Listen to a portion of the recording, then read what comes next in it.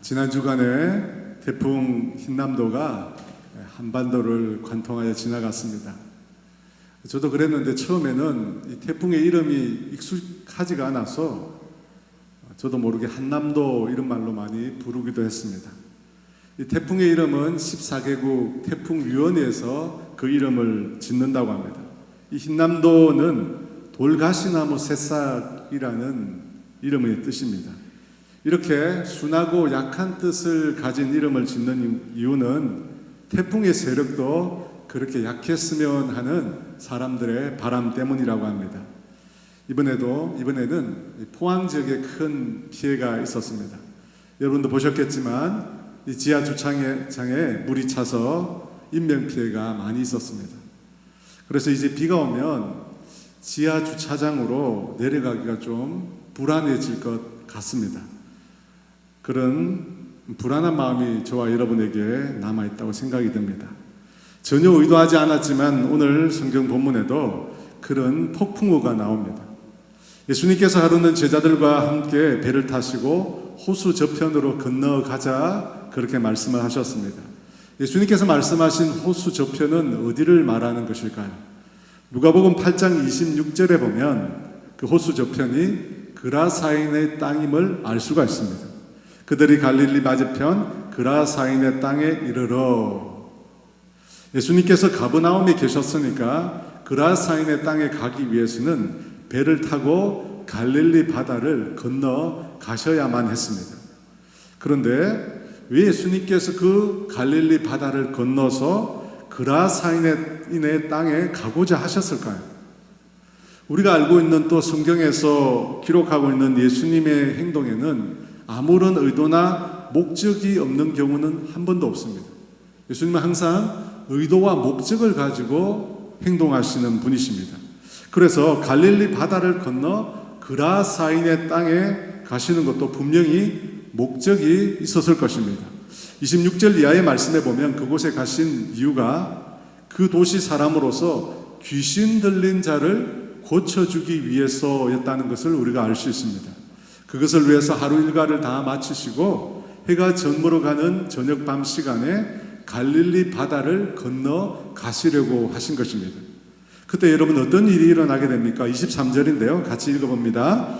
행진할 때 예수께서 잠이 드셨더니 마침 광풍이 호수로 내리침에 배에 물이 가득하게 되어 위태한지라. 많은 군대 귀신 들린 자를 고치러 가시기 위해서 배에 오르신 예수님께서는 잠의 곤이 골아 떨어지셨습니다.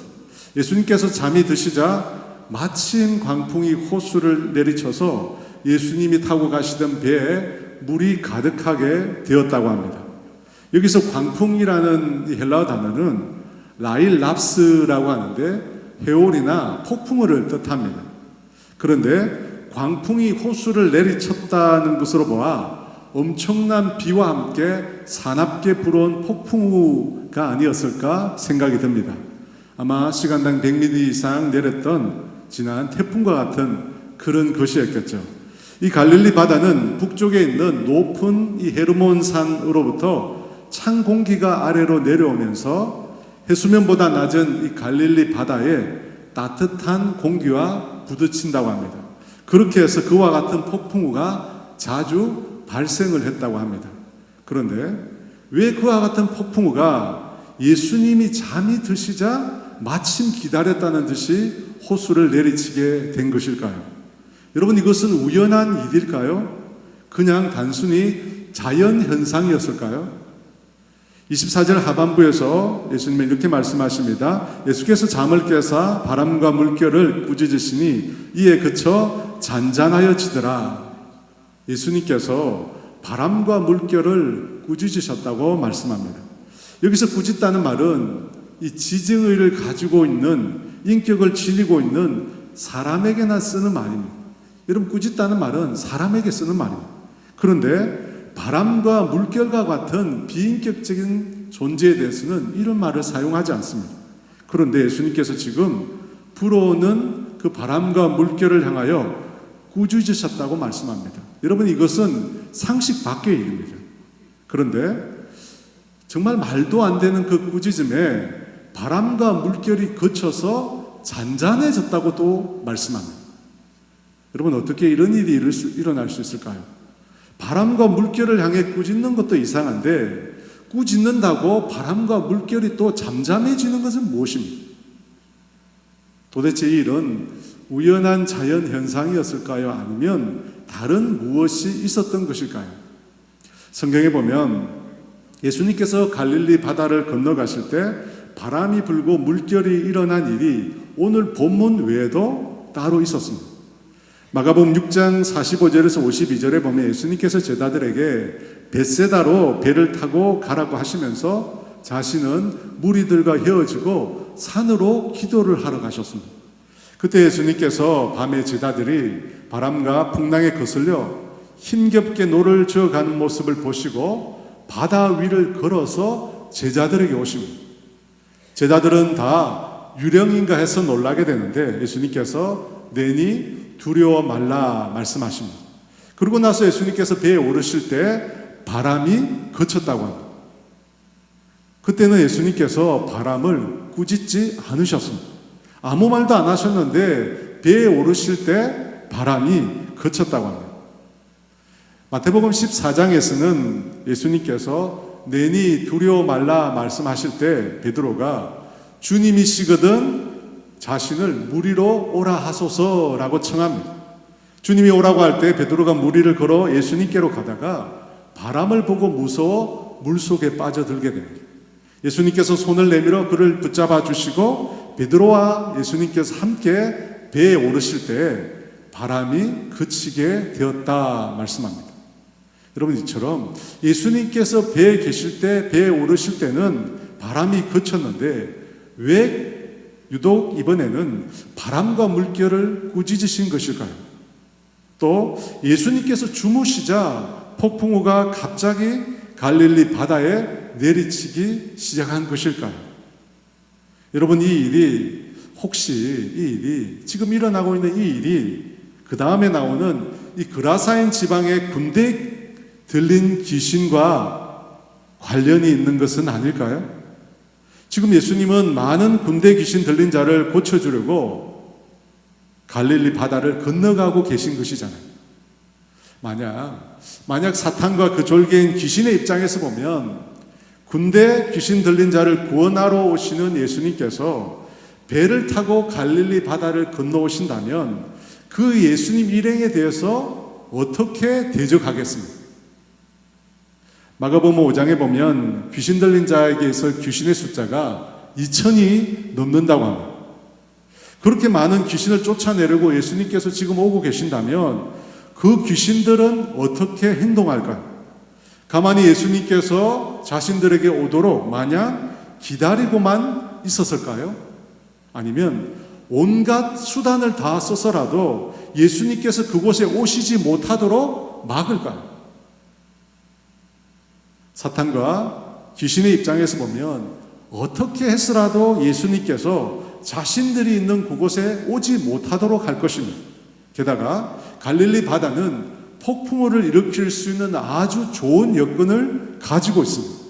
여러분, 이것을 잘 이용만 하면 예수님께서 타고 오시는 그 배를 그 바다 위에서 전복시킬 수도 있는 것입니다. 그래서 예수님께서 피곤한 일과를 마치시고 배 위에 잠이 드셨을 때 그 틈을 노리고 예수님께서 타신 그 배를 공격한 것은 아닐까요? 이 누가복음과 동일한 내용을 담고 있는 마가복음에서는 이 바람과 물결을 꾸짖는 부분을 좀 더 상세하게 이렇게 묘사하고 있습니다. 마가복음 4장 39절에 예수께서 깨어 바람을 꾸짖으시며 바다들을 이르시되 잠잠하라 고요하라 하시니 바람이 그치고 아주 잔잔하여지더라. 바람을 꾸짖으시는데 바다에게 잠잠하라고 고요하라고 예수님께서 명령을 내리셨습니다. 그러자 바람이 그치고 아주 잔잔하여졌다고 말씀합니다. 여기서 잠잠하라 고요하라 라고 하는 말은 귀신을 제압할 때 성경에서 사용된 표현입니다. 성경뿐만 아니라 헬라 문학에서 사용된 표현입니다. 그런데 그 용어가 누가복음 4장에 이렇게 나옵니다. 예수님께서 가버나움 회당에서 말씀을 가르치시는데 그곳에 더러운 귀신 들린 사람이 예수님을 보고 크게 소리를 지른, 나사렛 예수여, 우리가 당신과 무슨 상관이 있나이까? 우리를 멸하러 왔나이까? 나는 당신이 누군지 아는데 하나님이 보내신 거룩한 자니다 라고 귀신 들린 자가 외치게 됩니다. 그때 예수님께서 잠잠하고 그 사람에게서 나오라고 하십니다. 잠잠하라고 말씀하십니다. 그 말에 귀신이 그 귀신 들렸던 사람을 쓰러뜨리고 그에게서 나오게 됩니다. 잠잠하라라고 하는 말은 악한 귀신을 제압하는 용어였던 것입니다.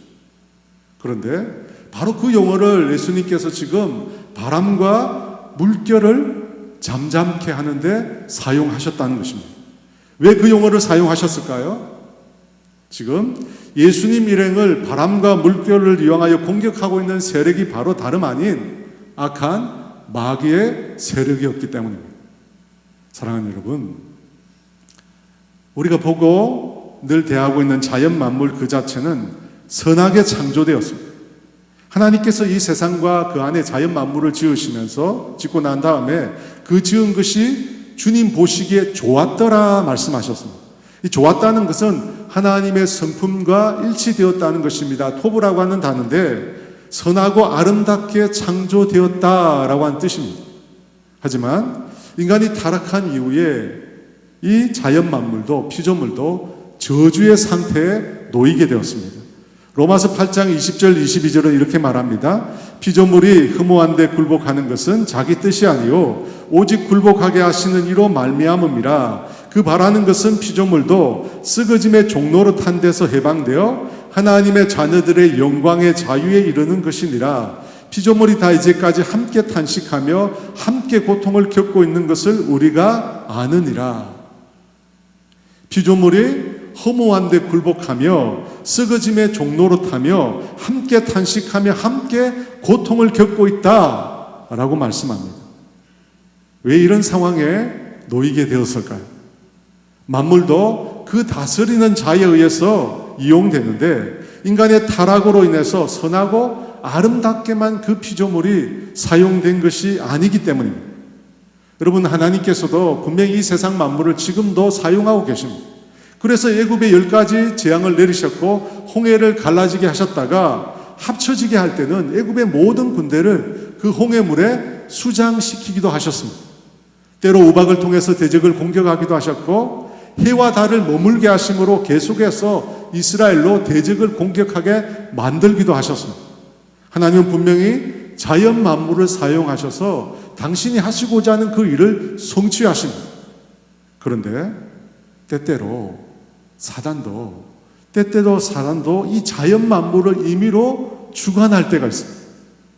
물론 하나님의 허락하에 이루어지지만 여러분, 사탄도 공중 권세 잡은 자로 이 자연 만물을 통해서 우리 인간을 위협합니다. 욥기에 보면 이 불과 바람으로 욥의 양들과 종들 그리고 그 자녀들을 치는 장면이 나옵니다. 욥기 1장 6절에 그가 아직 말하는 동안에 또 한 사람이 와서 아뢰되 하나님의 불이 하늘에서 떨어져서 양과 종들을 살라 버렸나이다. 나만 홀로 피하였으므로 주인께 아뢰러 왔나이다.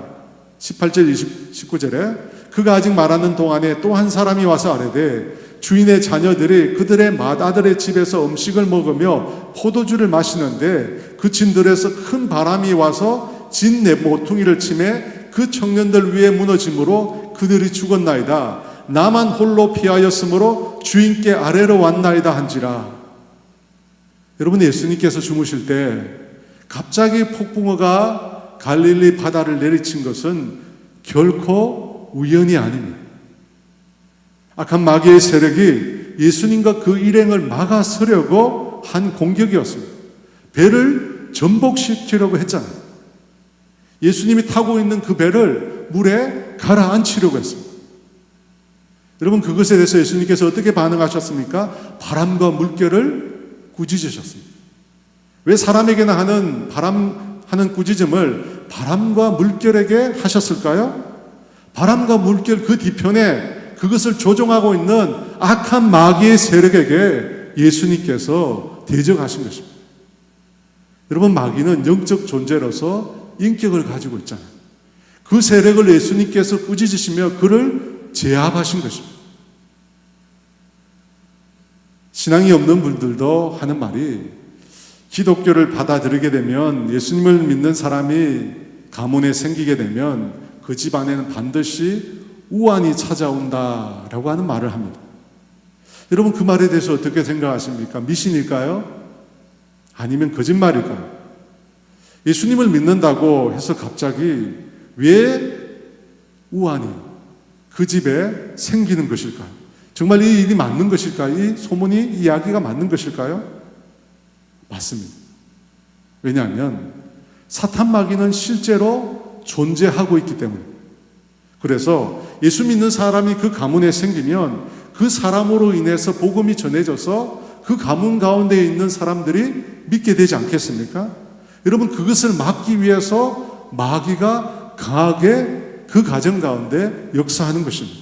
더 이상 예수를 믿지 못하도록, 또 믿는 사람조차 예수 믿는 것을 포기하도록 마귀가 고난을 주고 화를 당하도록 강하게 역사한다는 것입니다. 여러분, 마귀는 이 세상의 멸망까지 한시적으로 공중 권세를 잡고 있습니다. 그래서 자신의 권세를 가지고 믿는 자들도 공격하고 있는 것입니다. 그와 같은 마귀의 세력에 여러분, 저와 여러분이 어떻게 해야 될까요? 어떻게 대적할 수 있을까요? 여러분, 마귀를 대적하는 것은 권세에 속한 부분입니다. 권세라고 하는 것은 신분과 지위로부터 나오는 것입니다. 여러분, 왕이라는 신분을 갖게 되면 그것으로부터 왕의 권세가 나오는 것입니다. 왕의 자녀가 되면 왕의 자녀로서 권세를 갖게 되는 것입니다. 그래서 우리가 마귀를 대적할 때 하나님 자녀된 권세, 예수님으로 부여받은 그 권세를 가지고 마귀를 대적해야 하는 것입니다. 그래서 우리가 예수의 이름으로, 예수님이 우리 가운데 행하신 그 일로 마귀를 대적하는 것입니다. 빌립보서 2장 10절과 11절은 이렇게 말씀합니다. 다 같이 있습니다. 하늘에 있는 자들과 땅에 있는 자들과 땅 아래에 있는 자들로 모든 무릎을 예수의 이름에 꿇게 하시고 모든 입으로 예수 그리스도를 주라 시인하여 하나님 아버지께 영광을 돌리게 하셨느니라. 여러분, 이 말씀을 보면 예수님께 어떤 권세가 있다고 말씀하고 있습니까? 하늘에 있는 자들과 땅에 있는 자들과 땅 아래에 있는 모든 자들이 예수의 이름에 무릎을 꿇는다고 합니다. 모든 입이 예수님을 주라고, 주인이라고, 통치자라고, 왕이라고 고백하게 된다고 합니다. 바로 예수님은 모든 권세를 다 가지신 분이십니다. 만왕의 왕이 되시는 분이십니다. 여러분, 그 예수님의 권세를 우리가 힘입어서 마귀를 대적해야 합니다. 그렇게 우리가 예수님의 권세를 힘입어 마귀를 대적할 때 마귀는 떠나갈 수밖에 없는 것입니다. 만왕의 왕이 되신 예수님의 권세 앞에 그가 무릎을 꿇을 수밖에 없기 때문입니다. 사랑하는 여러분, 저는 감기에 걸린 것을 가지고 마귀의 역사라고 말하는 것을 믿지 않습니다. 그렇게 단편적으로 볼 것이 아니라 우리는 좀 더 넓게, 좀 더 크게 봐야 합니다. 하지만 우리에게 일어나고 있는 일들 중에 분명히 영적으로 악한 영의 역사에 의해서 일어나는 일이 있다는 것을 우리가 분명히 인식해야 합니다. 여러분, 우리가 사는 이 세상은 누군가의 권세로 다스려지고 있습니다. 사람들이 살고 있는 이 세상뿐만 아니라 자연 만물조차 눈에 보이지 않는 권세들에 의해서 움직여지고 있다는 것입니다. 우리가 이 사실을 반드시 유념해야 합니다. 그리고 하나님에 의해서 다스려지지 않는 그 권세들에 대해서 우리가 날마다 대적해야 합니다. 여러분, 대적하지 않으면 어떻게 될까요? 마귀는 끊임없이 우리를 공격하게 될 것입니다. 계속해서 풍랑이 치고 바람이 불게 할 것입니다. 왜 마귀가 그렇게 역사합니까? 복음을 전하지 못하도록, 하나님 나라가 임하지 못하도록 마귀가 발악을 하는 것입니다. 가만히 두지 않습니다. 끊임없이 우리를 공격하게 될 것입니다. 그래서 여러분, 우리가 대적해요. 마귀의 공격을 피한다고 저와 여러분이 피할 수 있는 것이 결코 아닙니다. 악한 자는 지속적으로 우리를 넘어뜨리려고 하고 우리 주변에 있는 사람들을 무너뜨리고 모두가 다 신앙으로부터 떠나도록 만들려고 합니다. 여러분, 그것에 대해서 어떻게 하시겠습니까? 그냥 마귀의 공격을 받고 그냥 그것에 굴복하시겠습니까? 절대로 안 돼요. 여러분, 우리는 그 세력에 대적해요. 에베소서 6장 10절과 11절에 이렇게 말합니다. 끝으로 너희가 주 안에서와 그 힘의 능력으로 강건하여지고 마귀의 간계를 능히 대적하기 위하여 하나님의 전신갑주를 입어라. 하나님의 전신갑주를 입고 마귀를 대적하라고, 마귀의 간계를 대적하라고 성경이 분명히 말씀하고 있습니다. 여러분, 우리가 대적하면 마귀는 떠나갑니다. 하지만 대적하지 않으면 끊임없이 저와 여러분을 괴롭히게 될 것입니다. 때로는 핍박으로, 때로는 고난으로, 때로는 우리가 생각하지도 못한 사고로 저와 여러분을 공격하게 될 것입니다. 주기도문에서도 예수님께서 이렇게 우리에게 기도를 가르쳐 주셨습니다. 시험에 들지 않게 하시고 다만 악에서 구하시옵소서. 여러분, 시험에 들지 않도록 해야 합니다. 악에 빠지지 않도록 해야 합니다. 얼마나 자주 마귀가 우리의 생각을 공격합니까? 여러분, 생각을 공격하지 않습니까? 지금 이 시간에도 탐심과 거짓과 음란과 분열과 시기와 질투와 분노와 미움과 증오와 용서하지 못하는 마음과 비교하는 마음과 수없이 많은 악한 것들로 우리를 얼마나 공격하고 있는지 모릅니다. 아나니아와 삽비라가 자신이 판 땅값의 일부만 가지고 와서 그것을 사도들 발 앞에 드렸잖아요. 그때 베드로가 무엇이라고 했습니까? 사도행전 5장 3절에 베드로가 이르되 아나니아여 어찌하여 사탄이 내 마음에 가득하여 내가 성령을 속이고 땅값 얼마를 감추었느냐. 사탄이 내 마음에 가득했다고 합니다. 사탄의 권세의 미혹에 그가 넘어간 것입니다. 그러므로 사랑하는 여러분, 그것들에 물러서시면 안 돼요. 물러서시면 안 되고 매 순간 대적해요. 저는 아침마다 이런 기도를 드립니다. 저와 우리 가정과 우리 교회를 향한 마귀의 관계가 수포로 돌아갈지어다. 모든 마귀의 세력은 예수 이름을 명하노니 떠나갈지어다. 내가 있을 곳은 여기가 아니다. 네가 있을 곳으로 떠나가라고. 오직 주의 성령이 임하셔서 다스려 주시도록, 나 자신을 다스려 주시고 우리의 가정을 다스려 주시고 우리의 교회를 다스려 주시옵소서. 빛이 임하여 어둠은 떠나가라고 매일 그렇게 기도하고 있습니다. 사랑하는 여러분, 마귀를 대적하십니다. 마귀를 대적하십니다. 대적하면 그는 반드시 떠나가게 되어 있습니다. 예수의 권세 앞에 그는 무릎 꿇을 수밖에 없기 때문입니다. 그렇게 대적하심으로 매일 승리의 삶을 살아가시는 저와 여러분 되시길 주의 이름으로 축원합니다.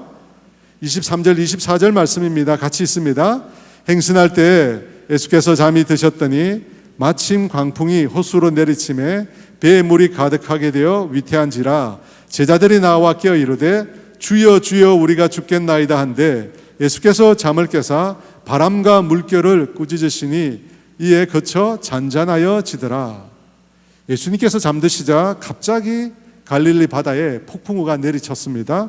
사나운 바람과 함께 엄청난 비가 내렸고 바다로부터 흘러 들어온 물까지 합쳐져서 배가 곧 잠길 정도가 되었습니다. 그런 상황에서 제자들은 어떤 반응을 보였습니까? 주무시고 계신 예수님을 깨웠습니다. 그리고 주여 주여 우리가 죽겠나이다 라고 외쳤습니다. 여러분, 이 제자들의 모습을 보면 하등에 이상할 것이 아무것도 없어 보입니다. 지금 정말로 죽을 것 같은 상황이 아닙니까? 캄캄한 밤에 사방을 알 수 없는 폭풍우가 치는 바다 가운데 배가 물에 잠겨 곧 가라앉을 판국에 무슨 체면을 따지겠습니까? 살려달라고 외칠 수밖에 없었습니다. 그 같은 제자들의 급박한 반응에 잠을 깬 예수님은 먼저 바람과 바다를 잠잠하게 하셨습니다. 그리고 나서 이렇게 말씀하셨습니다. 25절입니다. 같이 있습니다. 제자들에게 이르시되 너희 믿음이 어디 있느냐 하시니 그들이 두려워하고 놀랍게 여겨 서로 말하되 그가 누구이기에 바람과 물을 명하며 순종하는가 하더라. 예수님은 제자들에게 정말 뜬금없이 너희 믿음이 어디 있느냐 말씀하십니다. 예수님의 목소리 톤이나 표정을 알 수는 없지만 아마도 이 말씀은 제자들을 향한 책망일 것입니다. 너희 믿음이 어디 있느냐? 믿음이 없다는 것입니다. 여러분, 이 책망은 이 상황 속에서 제자들이 어떻게 행동해야 하는 것인지를 우리로 고민하게 만듭니다. 폭풍우 치는 바다 가운데 배에 물이 차 들어오고 있다면 그 상황에서 어떻게 하는 것이 과연 예수님이 말씀하신 믿음 있는 자의 모습일까? 라고 하는 것입니다. 여러분, 주님을 깨운 행동만으로도 충분하지 않을까요?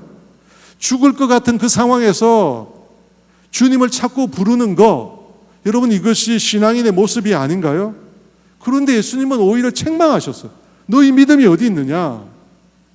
우리는 이 장면에서 위기에 처한 혹은 고난 중에 있는 사람은 과연 예수님께 어떤 반응을 보여야 하는가?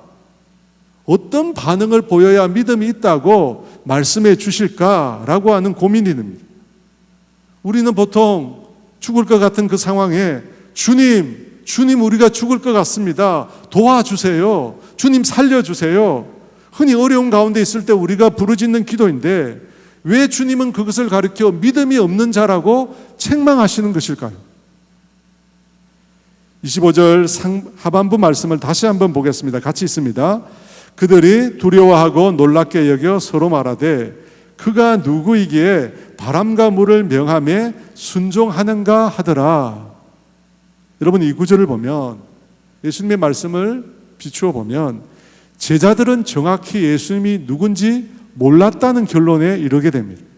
그가 누구이기에 라고 말합니다.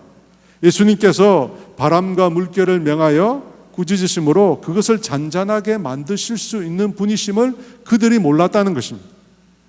폭풍우가 치고 물이 배 안으로 들어올 때 제자들은 본능적으로 살기 위해서 예수님을 찾은 것은 맞지만 예수님께서 바람과 물결을 잠잠하게 만드실 수 있는 분으로 믿고 그 행동을 한 것은 아니라는 것입니다. 그저 본능적으로 예수님을 깨웠던 것입니다. 그저 본능적으로 예수님께 죽게 되었다고 말을 했을 뿐이라는 것입니다. 그랬기에 실제로 예수님께서 바람과 바다를 잠잠하게 했을 때 제자들은 그것을 보고 매우 놀라고 두려워했다고 말씀하고 있습니다. 제자들은 정확히 예수님이 누군지 모르고 정확히 예수님께서 어떤 행동을 할지 전혀 모르고 단지 예수님을 깨운 것입니다. 그것은 그들의 본능적인 반응일 뿐이었습니다. 단지 살기 위해서 한 것입니다. 그래서 무엇이라고 말합니까? 우리가 죽게 되었다고 말을 내뱉은 것입니다. 여러분, 대부분 사람들은 자신이 생각한 대로 반응하지 않습니다. 우리가 갑작스러운 어려운 일에 닥치게 되면 사람들은 생각한 대로 반응하기보다는 몸에 익숙한 대로 반응하기 마련입니다. 본능적으로 반응한다는 것입니다. 그래서 자동차 추돌 사고 직전의 모습을 보면 대부분의 사람들은 자기 운전하는 자신이 안전한 방향인 오른쪽으로 핸들을 돌린다고 합니다. 오른쪽으로 핸들을 돌려요. 여러분, 이것이 사람의 본능입니다. 1997년 강원도 고성에서 여름 수련을 마친 제 친구 2명이 차를 몰고 집으로 돌아오고 있었습니다. 그날은 안개가 많이 껴서 시야가 잘 보이지 않았다고 합니다. 친구 2명이서 차를 몰고 강원도의 굽이 도는 도로를 운전하고 오는데 이 운전하는 친구가 속도를 좀 올렸나 봐요. 아마 직진 구간이라고 판단했던 것 같아요. 속도를 올리고 달리는데 갑자기 회전해야 되는 구간이 눈앞에 보이게 된 것입니다. 순간 늦었다는 생각을 했다고 합니다. 이미 회전하기에는 속도가 너무 빨랐다고 직감한 것입니다. 그때 어떻게 해야 합니까? 당시 운전하고 있는 제 친구는 기계공학을 전공하고 있었습니다. 자동차에 대해서 어느 정도 알고 있었습니다. 지금도 자동차에 대해서 가르치고 있고요. 옆좌석에 있던 친구가 핸들을 돌리라고 하면서 핸들을 잡더랍니다. 그 순간. 그런데 이 운전자 친구는 직진인 상태로 그대로 유지를 했고 대신에 브레이크를 살짝 밟아서 그 순간에 속도를 줄였다고 합니다. 그 급박한 순간에 그것을 생각하고 대처를 했다는 거예요. 결과적으로 그 차량은 정면으로 3m 아래의 낭떠러지에 떨어지게 되었습니다. 차량은 뒤집히지 않고 쿵 떨어진 앞부분만 찌그러진 상태로 그대로 정상적으로 서게 되었다고 합니다. 그 결과 그 빠른 속도에 높은 곳에서 떨어졌음에도 두 친구는 크게 다치지 않았다고 합니다. 여러분, 대부분 본능적으로 오른쪽으로 핸들을 돌리는데 제 친구는 그 순간에 생각을 했다고 합니다. 정면이 가장 안전하다고 생각을 했다. 그래서 직진인 상태를 그대로 유지했다고 합니다. 제가 무슨 말씀을 여러분에게 하려고 합니까? 사람이 위기에 닥치면, 갑작스러운 고난이 찾아오면 대부분 본능적으로 행동을 한다는 것입니다. 제자들도 배 안에 물이 차 들어왔을 때 예수님을 깨우고 우리가 죽게 되었다라고 말을 한 것입니다. 이것은 본능적으로 한 것입니다. 대부분의 신앙인조차 이와 같이 위기가 오면 신앙으로 반응하는 것이 아니라 본능으로 반응을 한다는 것입니다. 그래서 여러분, 본능으로 반응한 이 일로 인하여 우리가 그 고난 앞에, 위기 앞에 크게 낙심하고 그 고난과 위기 앞에 크게 절망하고 우리가 영적으로 무너져 내리는 것입니다. 그런데 예수님께서는 그렇게 행동하기 이전에 그 위기의 상황에 너희 믿음을 사용하라고 오늘 말씀하고 계십니다. 마치 제 친구가 추락하기 전에 어떻게 떨어지면 가장 안전한 추락이 될 수 있는지를 순간적으로 생각했던 것처럼 위기 상황에 어떻게 이 문제 앞에 주님을 믿는 믿음을 사용할 것인가를 생각해 보라는 것입니다. 민수기 13장에 보면 12명의 정탐꾼들이 가나안을 40일 동안 정탐한 후에 보고하는 장면이 나옵니다. 민수기 13장 31절에서 33절입니다. 그와 함께 올라갔던 사람들은 이르되 우리는 능히 올라가서 그 백성을 치지 못하리라. 그들은 우리보다 강하니라 하고 이스라엘 자손 앞에서 그 정탐한 땅을 악평하여 이르되 우리가 두루 다니며 정탐한 땅은 그 거주민을 삼키는 땅이요 거기서 본 백성은 신장이 장대한 자들이며 거기서 네피림 후손인 아낙 자손의 거인들을 보았나니 우리는 스스로 보기에도 메뚜기 같으니 그들이 보기에도 그와 같았을 것이라. 10명의 정탐꾼들은 가나안 백성을 치지 못한다고 합니다. 그들이 우리보다 강하다고 말합니다. 그래서 자신들이 정탐한 그 땅은 그 거주민을 삼키는 땅이라고 합니다. 그곳의 백성들은 신장이 장대하며 또 거인족 아낙 자손이 있는데 그들이 보기에 우리는 메뚜기 같았다고 말을 합니다. 여러분, 이 10명의 정탐꾼의 보고에서 제일 문제가 되는 게 뭡니까? 무엇이 문제입니까? 여러분, 이 보고는 말 그대로 본능적인 보고입니다. 본능에 근거해서 작성한 보고서라는 것입니다. 여러분, 그 내용 중에는 놀랍게도 하나님이 없습니다. 하나님이 존재하지 않습니다. 풍랑치는 배 가운데 자신을 깨운 제자들에게 예수님께서 너희 믿음이 어디 있느냐 책망하셨습니다. 믿음이 없다는 겁니다. 그 풍랑 속에 있을 때 하나님에 대한 믿음이 보이지 않는다는 것입니다. 여러분, 믿음은 본능적으로 행동하는 것이 아닙니다. 믿음은 하나님의 관점으로 그 상황을 바라보는 것입니다. 하나님의 존재를 내 상황 속에 대입시켜 보는 것, 내 상황 속에 하나님을 가져다 모시는 것, 여러분, 이것이 믿음인 것입니다. 10명의 정탐꾼의 말 속에는 하나님이 존재하지 않았습니다. 대신에 우리라고 하는 말밖에 없었습니다. 우리는 능히 치지 못한다. 그들은 우리보다 강하다. 우리가 정탐한 땅은 거주민을 삼키는 땅이다. 우리는 스스로 보기에도 메뚜기 같다. 전부 우리라는 말밖에 없습니다. 뭘 의미합니까? 본능으로 반응했다는 겁니다. 하나님은 존재하지 않았어요. 단 한마디도 하나님이 나오지 않습니다. 제자들도 마찬가지입니다. 주님을 깨웠지만 주님이 없었어요. 우리가 죽게 되었다라고 하는 말을 했지만 주님은 어떤지 묻지 않았습니다. 그래서 믿음이 없다고 하신 것입니다. 사랑하는 여러분, 여러분의 상황과 문제와 고난 속에 주님이 어떤 분이신가를 대입시켜 보십시오. 풍랑 속에 지금 계시다면 그 바람과 물결을 잠잠하게 하실 수 있는 그 주님을 여러분에게 모셔서 그 상황에 대입시켜 보십시오. 그러면 폭풍 치는 바다 가운데 물이 차오르는 그 배는 어떻게 보일까요? 사랑하는 여러분, 여러분의 상황에 제발 본능적으로 반응하지 마시기 바랍니다. 대신에 그 상황에 주님을 모셔드리십시오. 아무리 급박해도 잠시만 멈추고 그분이 어떤 분이신지를 떠올려 보십시오. 예수님의 제자들은 예수님을 전하는 일로 인해서 매맞고 고난을 당했습니다. 그런데 그 어려움을 겪고 고난을 겪고 돌아서는 제자들의 모습을 성경은 이렇게 기록하고 있습니다. 사도행전 5장 41절에 사도들은 그 이름을 위하여 능력받는 일에 합당한 자로 여기심을 기뻐하면서 공회 앞을 떠나니라. 예수님의 이름을 위하여 능력받을 수 있게 되었음을 오히려 기뻐하면서 그 공회를 떠났다고 합니다.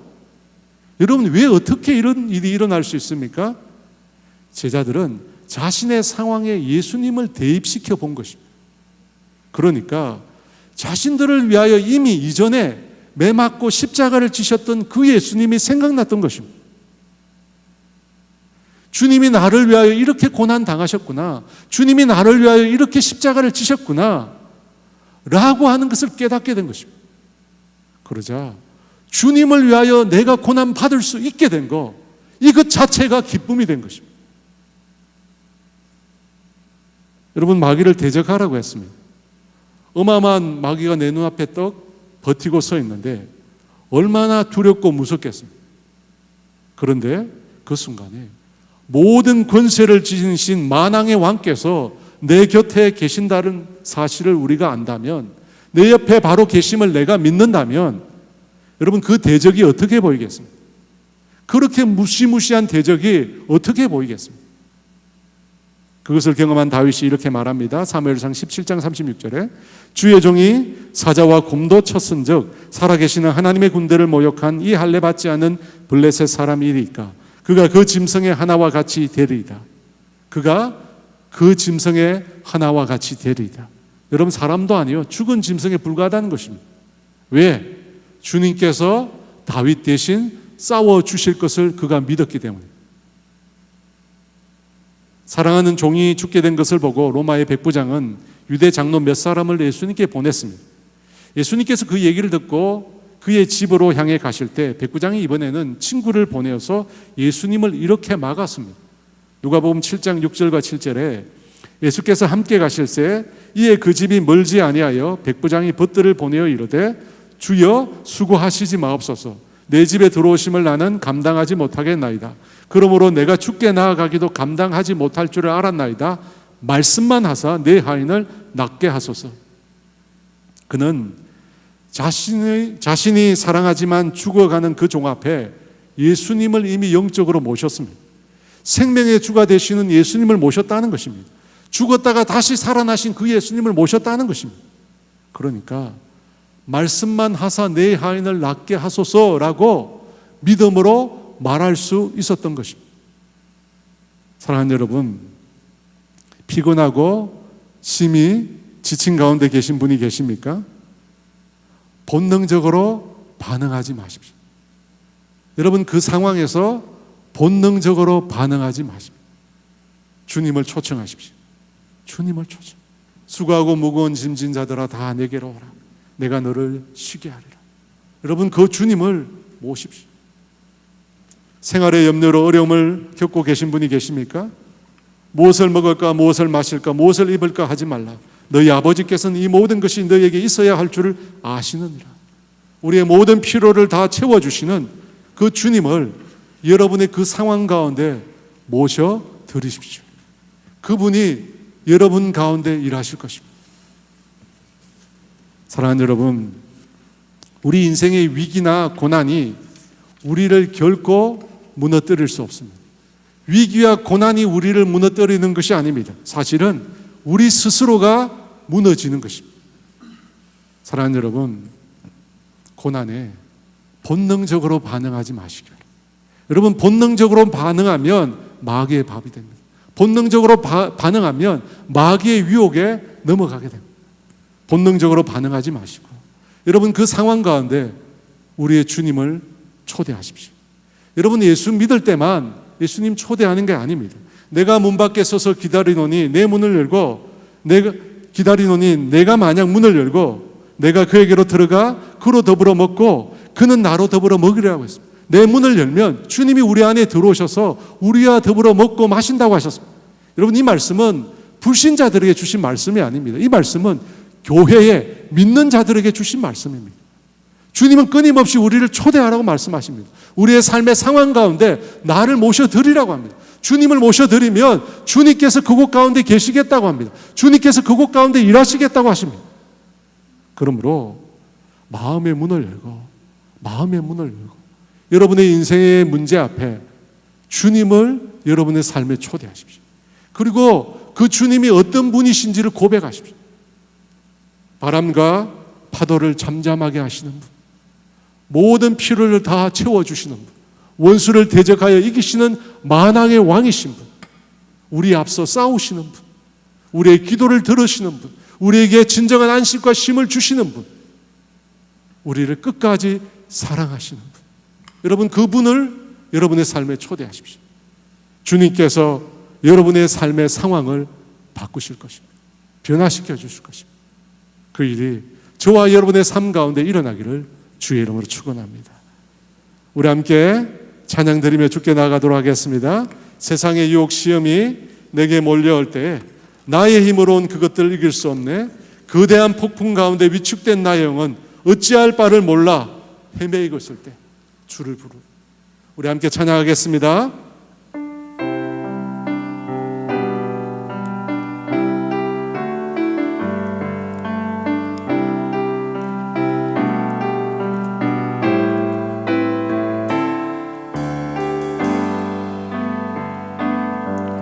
세상의 유혹 시험이 내게 몰려올 때에 나의 힘으로 온 그것들 모두 이길 수 없네. 거대한 폭풍 가운데 위축된 나의 영혼 어찌할 바를 몰라 헤매이고 있을 때 주 찬양 손을 들고 찬양 전쟁은 나에게 속한 것 아니니 주 찬양 손을 들고 찬양 전쟁은 하나님께 거짓과 속임수로 가득한 세상에서 거짓과 속임수로 가득한 세상에서 어디로 갈지 몰라 머뭇거리고 있네. 공중의 권세 잡은 자 지금도 우리들을 실패와 절망으로 넘어뜨리려 하네. 주 찬양 손을 들고 찬양 전쟁은 나에게 속한 것 아니니 주 찬양 손을 들고 찬양 전쟁은 하나님께 속한 것이니 주위를 둘러보며 아무도 없는 듯 믿음의 눈을 들며 보이는 분 계시네. 지금도 내 안에서 역사하고 계시니 사망과 어둠의 권세 물리치신 예수님 주 찬양 손을 들고 찬양 전쟁은 나에게 속한 것 아니니 주 찬양 손을 들고 찬양 전쟁은 하나님께 속한 우리 3절 한 번 더 합니다. 주위를 둘러보면 아무도 없는데 주위를 둘러보며 아무도 없는 그 믿음의 눈을 들며 보이는 분 대신에 지금도 내 안에서 역사하고 계시니 사망과 어둠의 권세 물리치시네 주님 주 찬양 손을 들고 찬양 전쟁은 나에게 속한 것 아니니 주 찬양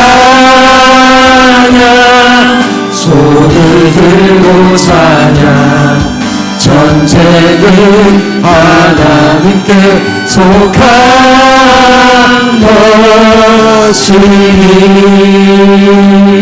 것이니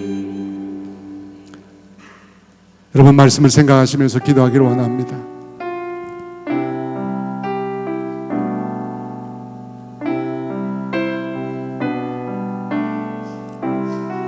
여러분 우리 대적 마귀가 여러분 저와 여러분을 매일 노리고 있어요. 조금만 틈만 보이면 조금만 흠집만 보이면 조금만 믿음에서 떠나면 우리를 삼키려고 성난 파도처럼 폭풍어처럼 저와 여러분을 노리고 있다니까요. 여러분 그 파도 앞에 그 비바람 앞에 여러분 어떻게 하시겠습니까? 그냥 불어오는 그 파도와 비바람 계속 맞으면서 아파하며 힘들어하며 고통스러워하며 절망하며 낙심하며 그렇게 살아가시겠습니까? 아니면 일어서서 그 파도를 향하여 그 폭풍을 하며 예수 이름으로 대적하시겠습니까? 예수님의 권세를 힘입어 그 마귀의 권세에 대적하시겠습니까? 여러분 삶 가운데 일어나는 그 일에 여러분 본능으로 그냥 반응하시겠습니까? 마귀의 밥이 되도록 본능으로 그냥 반응하시겠습니까? 내가 죽게 되었다고 더 이상 나에겐 소망이 없다고 그 무엇도 나를 지킬 수 없다고 여러분 절망하시겠습니까? 그렇게 본능으로 반응하시겠습니까? 여러분 그 본능의 반응은 결국 우리를 패배하게 만듭니다. 아무것도 하지 못하게 만듭니다. 주님이 약속하신 가나안 땅이 눈앞에 있는데 아무것도 할 수 없고 아무것도 이룰 수 없고 그냥 낙심하고 좌절하고 패배해서 그들은 광야에서 죽임을 당했습니다. 여러분 우리 여러분의 인생을 그렇게 마치겠습니까? 아니면 일어서서 본능이 아니라 믿음으로 주님이 이곳에 계신다고 주님이 이곳에 살아계신다고 믿음으로 반응하며 주님의 권세로 싸우시겠습니까? 여러분에게 달려있습니다. 인생의 고난이 인생의 실패가 우리를 무너뜨릴 수 없습니다. 우리를 무너뜨리는 것은 나 자신입니다. 나 자신이 스스로 무너지는 것입니다. 여러분 무너지시겠습니까? 아니면 일어서서 대적을 대적하고 믿음으로 싸우시겠습니까? 여러분에게 달린 것입니다. 여러분에게 달린 것입니다. 여러분에게 달린 것입니다. 여러분 일어서십시오. 주님이 나와 함께 계십니다. 온 세상 모든 만물을 통치하시는 그 주님이 나와 함께 하십니다. 무엇을 두려워하십니까? 무엇을 염려하십니까? 무엇을 좌절하십니까? 일어서십시오. 여러분 믿음으로 싸우십시오. 주께서 우리와 함께 하시면 가나안 땅은 우리의 것입니다. 내 대적은 내 밥이 되는 것입니다. 우리 주여 외치며 저와 여러분을 공격하는 마귀의 세력에 대적하시며 믿음으로 선포하시는 이 싸움에서 이기시는 저와 여러분 되기를 원합니다. 우리 주여 부르며 기도합니다. 주여!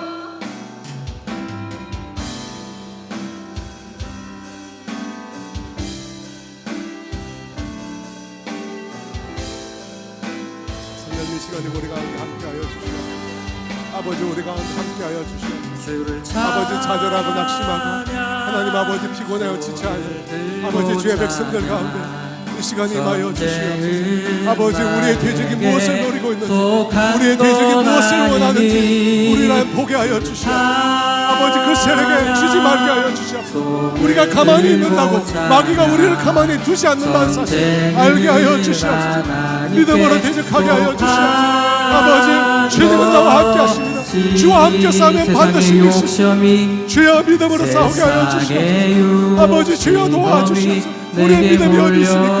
너희의 믿음이 어디 있느냐 주님이 물으시니 주님 여기 서치면 낙심하고 좌절하고 절망하여 아버지 그 자리에 주저앉지 않도록 도와주시옵소서. 아버지 2000년 전 아버지 2000년 전 갈릴리 바다 위에서 제자들은 그렇게 낙심했어요. 죽게 되었다고 끝났다고 절망했어요. 4300년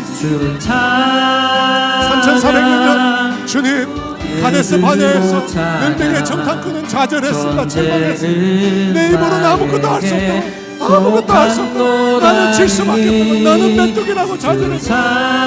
아버지 우리는 그런 패배자의 삶을 살지 않도록 도와주시옵소서. 주님이 함께 하시면 이길 수 있습니다. 세상의 모든 근수가 죽게 했습니다. 예수 이름으로 대적하게 하여 주시옵소서. 나와 내 가정과 우리 교회를 향한 악한 세력에 대적하게 하여 주시옵소서. 예수로 명하니 예수의 권세로 명하니 모든 악한 귀신들 악한 사단은 떠나갈지어다. 떠나갈지어다. 떠나갈지어다. 주님 떠나갈지어다. 주께서 아버지 우리를 잠잠케 하시는 주님 나와 함께 하십니다. 골리앗을 이기시는 그 주님께서 나와 함께 하십니다. 주님 도와주시옵소서. 하나님께 속한 것이니. 우리 교회를 위해서 한 번 더 기도하겠습니다. 우리 교회가 하나님을 경험하는 40일을 위해서 준비하고 있습니다. 여러분 이 일을 통해서 교회가 하나 되기를 원합니다. 하나님의 비전을 향하여 우리가 달려가기를 원합니다. 여러분 이 사실을 마귀가 안다면 마귀가 어떤 생각을 가지겠습니까? 어떤 계략을 세우겠습니까? 여러분 너무나 뻔한 일입니다. 여러분 우리가 대적하지 않으면 마귀의 밥이 됩니다. 우리가 대적하지 않으면 우리 가운데 분열이 일어납니다. 우리가 대적하지 않으면 우리 가운데 시험이 임하게 됩니다. 우리가 대적하지 않으면 우리 가운데 미움이 있게 됩니다. 우리가 대적하지 않으면 우리 가운데 아픔이 생깁니다. 여러분 예수 이름으로 대적합시다. 예수님의 권세로 마귀의 세력을 대적합시다. 주께서 발로 그 세력을 밟으실 것입니다. 주께서 이기게 하실 것입니다. 우리 주여 외치고 우리 몸된 교회를 위해서 기도합시다. 주여 하나님 아버지 이곳에 임하여 주시옵소서. 거룩한 영으로 임하여 주시옵소서. 주여 거룩한 영으로 임하여 주시옵소서. 주여 거룩한 영으로 임하여 주시옵소서. 주여 임하여 주시옵소서. 주여 승리가 주의 손에 있습니다. 주님 승리가 주의 손에 있습니다. 주의 몸된 교회를 하나로 만들어 주시옵소서. 주여 몸된 교회를 하나로 만들어 주시옵소서. 주여 몸된 교회가 하나 되게 하여 주시옵소서. 주님의 비전을 향하여 주님의 꿈을 향하여 우리가 달려갈 수 있도록 도와주시옵소서. 우리 가운데 분해를 깨뜨려 주시고 우리 가운데 있는 미움을 깨뜨려 주시고 우리 가운데 있는 다툼을 깨뜨려 주시고 우리 가운데 있는 시기와 질투를 깨뜨려 주시고 우리 가운데 있는 비교의 의식을 깨뜨려 주시고 우리 가운데 있는 아버지 나눠짐을 깨뜨려 주시옵소서. 성령님이 시간 우리가 하여 주시옵소서. 우리를 붙들어 주시옵소서. 우리를 붙들어 주시옵소서. 주여 도와주시옵소서. 주여 능력을 사여 주시옵소서. 주여 우리 가운데 함께하여 주시옵소서. 모든 악한 세력을 것이니 주를 찬양 손을 들고 찬양 아버지 우리 가운데 전쟁은 나에게 속한 것 아니니 일어나서 아버지 찬양 손을 들고 찬양 전쟁은 하나님께 속한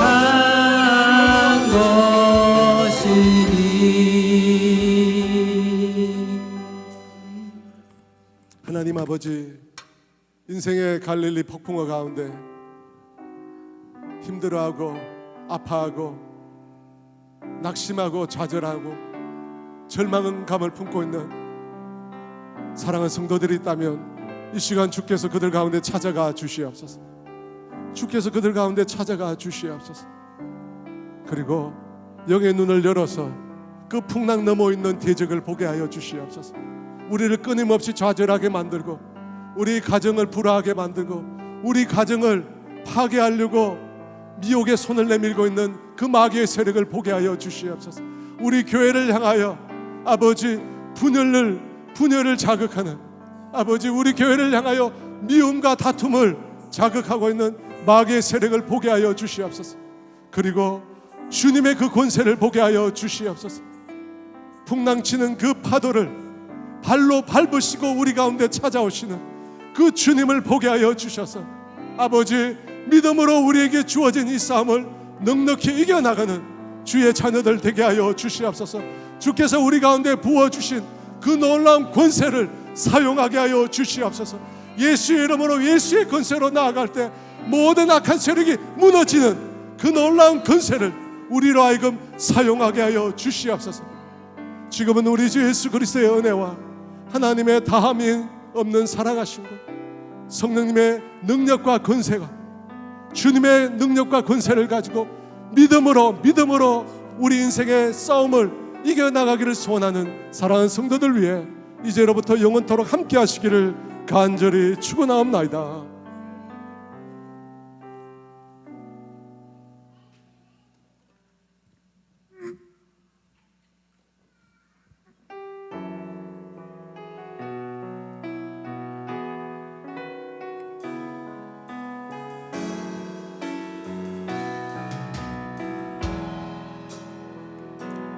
안개 속에서 주님을 보내 아무도 없을 것 같던 그곳에서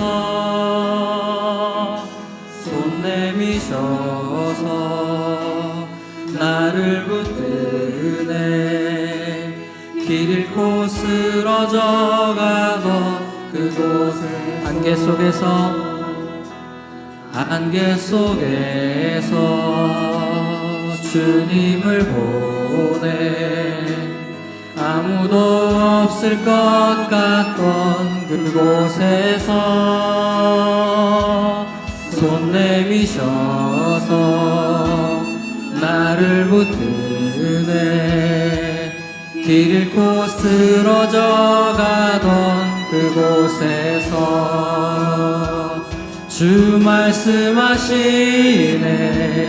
내 손 잡으라고 내가 곧 길이요 진리 생명이니 나 그 길을 보내 주 예비하신 곳 다른 길로 돌아서지 않으리 예수의 길 그 좋은 길 나는 건네 주 손잡고 그 무엇도 두렵지 않네 주님 주신 약속 내게 있으니 세상의 길 그 험한 길 승리하네 성령으로 그 무엇도 바라지 않네 저 하늘에 내 소망 있으 예수의 길 예수의 길 그 좁은 길 나는 건네 주 손잡고 그 무엇도 두렵지 않네 주님 주신 약속 내게 있으니 세상의 길 그 험한 길